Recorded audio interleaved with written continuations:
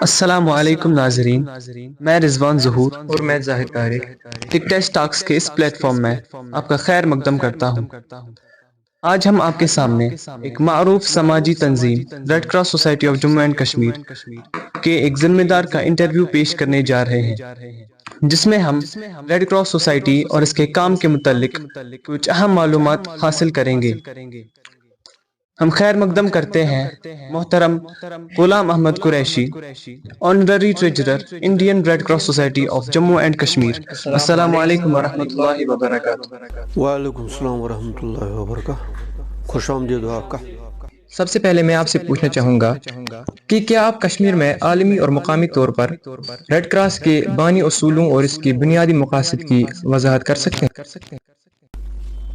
جہاں تک Jammu Kashmir red cross society کا تعلق ہے، یہ دراصل کوئی علیحدہ تنظیم نہیں ہے، بلکہ یہ جو انڈین ریڈ کراس سوسائٹی ہے، یہ اس کی ایک ذیلی تنظیم ہے۔ اس کا ایک چپٹر ہے، ریاستی چپٹر ہے۔ چاہے وہ ریاستی کوئی تنظیم ہو یا آل انڈیا لیول کی کوئی ریڈ کراس کی تنظیم ہو، یہ سارے کے سارے ان کی جتنی بھی جو گائیڈنس ملتی ہے، جو ان کے اصول اور مشن ہے ریڈ کراس موومنٹ کا، وہ ایک ہی ہے۔ وہ جو انٹرنیشنل ریڈ کراس یا انٹرنیشنل ریڈ کریسنٹ موومنٹ ہے، اسی کے اصول ہیں۔ ہمارے ریڈ کراس کے اصول 7 ہیں۔ یہ ایک ہیومینیٹیرین آرگنائزیشن ہے، اس کے اصول 7 ہیں۔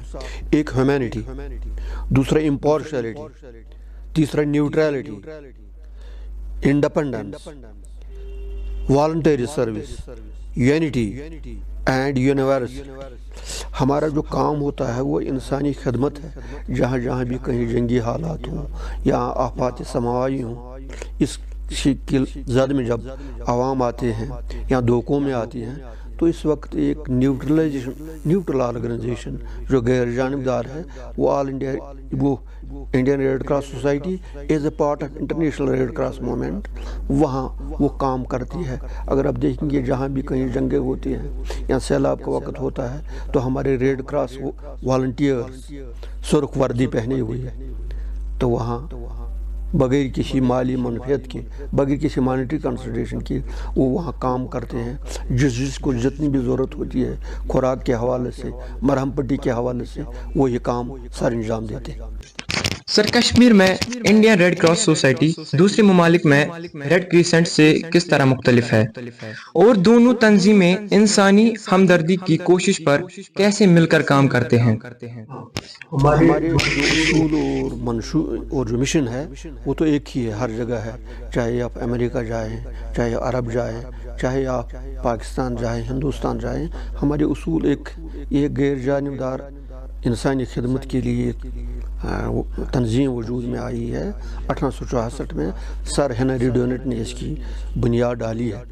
دراصل لیکن آپ نے صحیح کہا کہ ہمارا ان کے ساتھ کیا تال میل ہے، کیا رابطہ ہے، کیسے ہم کام کرتے ہیں۔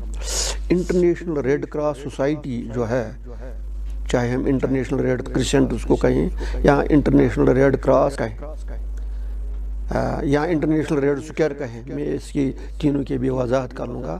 یہ جہاں بھی پورے دنیا میں قریباً 200 ممالک ہیں جہاں ان کے شاخیں موجود ہیں۔ ہر ایک کے اصول اور مشن ایک ہی ہے، لیکن ہر ایک اپنے اپنے طریقے میں کام کرتا ہے۔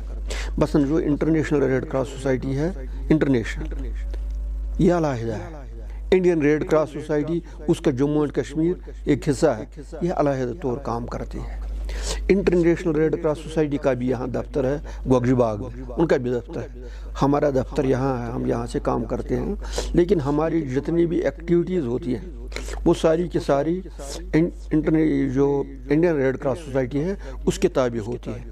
لیکن ہمارا یہ کام ہے انٹرنیشنل ریڈ کراس سوسائٹی مثلاً جو ہے، اگر آپ دیکھیں گے فلسطین میں ہے، غزہ میں ہے، یا اس سے پہلے افغانستان میں تھا، عراق میں تھا، یہ لوگ وہاں جاتے تھے۔ انٹرنیشنل ریڈ کراس سوسائٹی یہ کسی گورنمنٹ کے ماتحت نہیں ہے، ہم ڈائریکٹلی نہیں جا سکتے۔ ہم وہاں جا سکتے ہیں جب انڈین ریڈ کراس سوسائٹی کہے گی، وہ بیچتے ہیں، اگر وہ کہیں گے تو اس طریقے سے ہمارا جو یہ کام کرنے کا طریقہ ہے، اس کے اوپر گورنر ہوتا ہے ایل جی صاحب، وہ ہمارے پریزیڈنٹ ہیں، ہمیں اسے اپروول لینی پڑتی ہے تب ہم کام کرتے ہیں۔ لیکن جہاں تک انٹرنیشنل ریڈ کراس کا تعلق ہے، اسے کسی گورنمنٹ کی ضرورت نہیں ہے، جہاں بھی جنگ ہو ضرورت پڑے گی وہ وہاں دوڑ پڑتے ہیں، ان کے ساتھ کوئی گورنمنٹ یا اگر فوجیں آپس میں متحارب ہوں، لڑائی کرتی ہوں، وہ ان کے ساتھ نہیں چھیڑ سکتے ہیں، کیونکہ ان کے اصول سبھی گورنمنٹوں نے جو نیشنل گورنمنٹس ہیں انہوں نے تسلیم کیا ہے۔ یہ ہمارے کام کرنے کا طریقہ ہے۔ سر، کیا بین الاقوامی طاقتیں اور حکومتیں واقعی میں ریڈ کراس کے طے کردہ انسانی اصولوں کی پاسداری کر رہی ہیں؟ دیکھیے، اگر آپ دیکھیں گے جو ملکی ریڈ کراس سوسائٹی ہوتی ہیں، حالانکہ ہمارے اصول اور منشور یا جو مشن ہے وہ ایک ہی ہے۔ ایسے وقت میں کسی کی مرہم پٹی کرنا، جس قسم کی ضرورت ہوگی وہ کریں گی، لیکن وہ گورنمنٹ، ان کا ساتھ گورنمنٹ کا تال میل ہوتا ہے۔ لیکن جو انٹرنیشنل ریڈ کراس سوسائٹی ہے وہ آپ دیکھیں گے فلسطین میں، اگر آپ دیکھیں گے وہ ہر جگہ موجود ہے، جو اب بھی جنگ جاری ہے غزہ میں یا پہلے فلسطین میں چل رہی تھی بہت سالوں سے، آپ وہاں دیکھیں گے جو ریڈ کراس والنٹیئرس ہیں وہ ہر وقت کام کرتے ہیں، جو زخمی ہیں دونوں سائڈ۔ وہ ہمارا یہ ہوتا ہے، ہم جانبدار نہیں ہوتے، چاہے دوست ہوگا چاہے دشمن ہوگا۔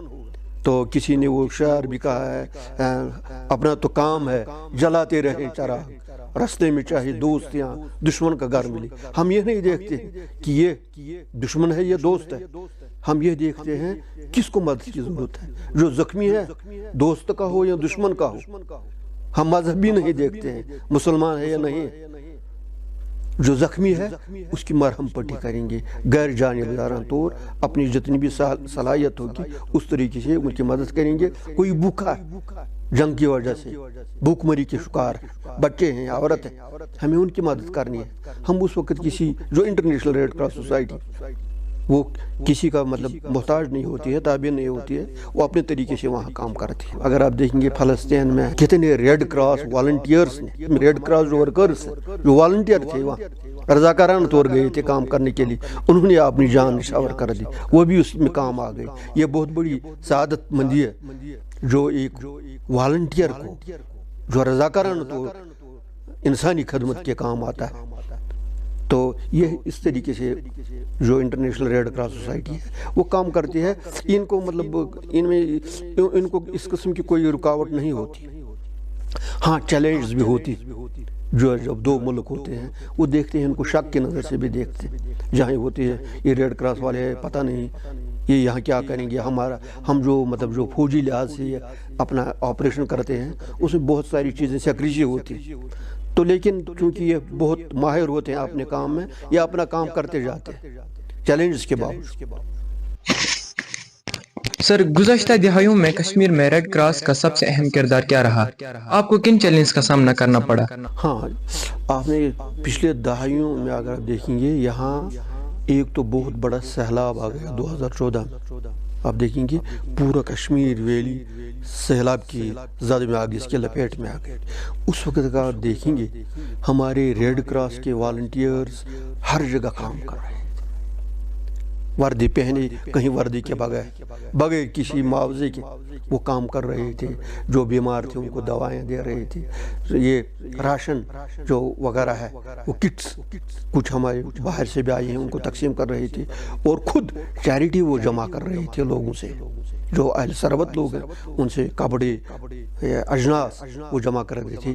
اور جو ان دنوں سیلاب کے دوران یا اس کے بعد جو متاثر رہے اس سیلابی صورتحال سے، وہ ان کی ضرور معاونت کرتے رہے، اور گورنمنٹ نے اور جو دوسری تنظیمیں ہیں انہوں نے اس کا بھرپور اعتراف بھی کیا ہے۔ ساتھ ہی ساتھ میں آپ کو بتاؤں، اگر آپ دیکھیں گے جو ہمارے یہ نیشنل ہائی وے اکثر سردیوں کے دنوں میں، موسم سرما میں جب برف بارہ کا موسم ہوتا ہے تو یہ اکثر مسدود ہوتی ہے، بند رہتی ہے۔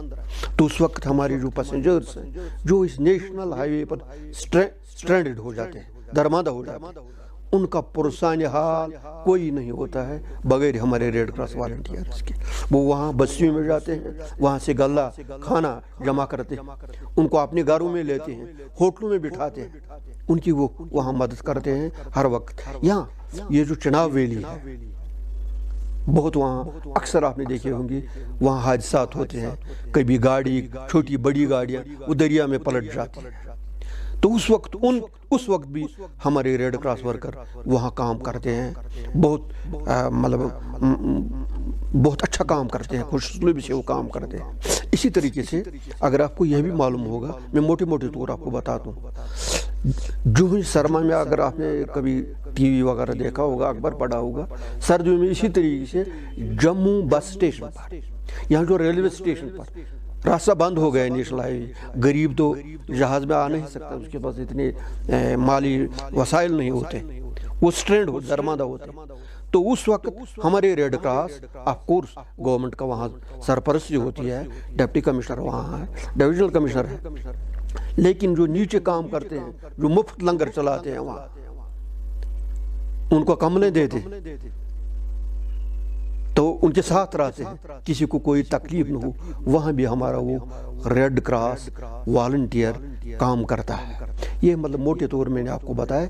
इसके अलावा हम काम करते हैं एक फील्ड में जिसे हम कहते हैं फर्स्ट एड ट्रेनिंग।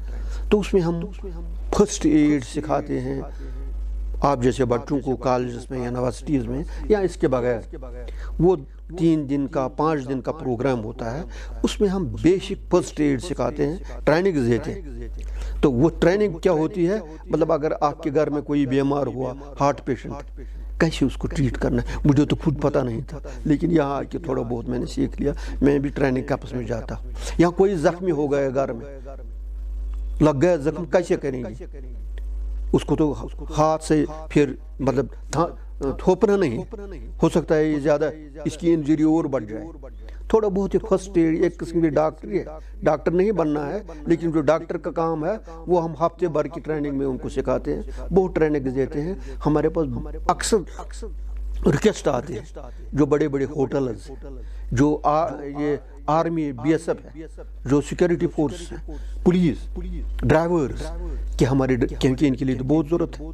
अगर कोई बड़ा होटल है, उसमें अगर एकोमोडेशन होती है 300-400 लोग, वहाँ आग लग गई या कोई बीमार हो गए, कैसे उसको ट्रीट करना है? तो ये काम हमारे साथ रिलेटेड है, ये काम भी हम करते हैं।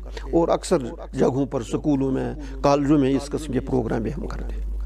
सर, जारी तनाज़ात और दिमागी सेहत पर इसके असरात के पेश नज़र सदमे से मुतासरा अफराद और ख़ानदानों को नफ्सियाती मदद फराहम करने के लिए रेड क्रॉस ने क्या इक़दाम किए हैं?